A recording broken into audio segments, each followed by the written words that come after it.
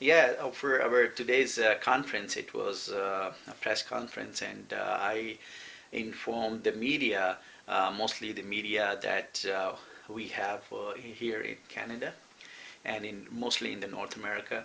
I was talking to journalists from a newspaper, an American newspaper, that this slogan for modernity and peace and democracy in a developing world is about a change. So um, for these voters, especially the TV channels, the radio and the newspapers in Western world, like in US and in Canada and England, um, they were very impressed and they were very glad to have a new kind of thought, a change, a difference in the traditional politics.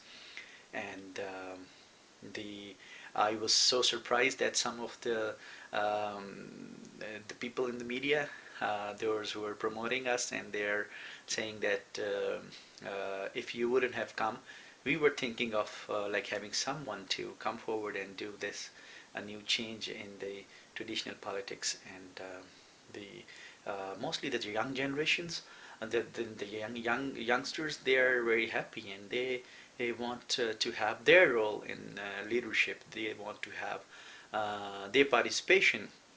Somebody in the meeting, in the press conference, they asked me, he was a young student, a young fellow, and he asked me about, during my speech when I was delivering, he asked me about how you see the world, like after a few years there will be a global change, a change in the weather, in the climate, global warming, as Al Gore said. I have worked with Al Gore on his campaign for the global warming and on some of the projects related to climate change and with some other NGOs. So anyhow, so I answered him like, yes, after some time, after a few years, you'll see the world will be fighting for the water. There'll be no drinking water. We'll be having sanitation problems. We'll be having more diseases. We'll be having more chronic diseases, virus, bacteria in this world. And also, I think there's something happening outside.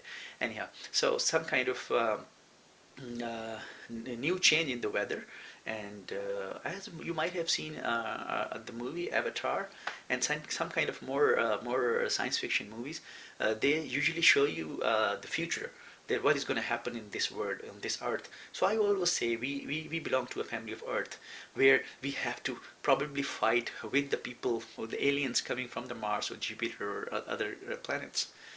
For now, it looks like, oh, it's just something impossible. But remember, go back thousand years. If you would have talked about internet, and you would have talked about the Facebook and the video conferencing and the videos and the technology and the airplanes, the people would have said, "Oh, it's not possible that one day you'll be able to see people in your room in the TV." So now we are calling them a TV.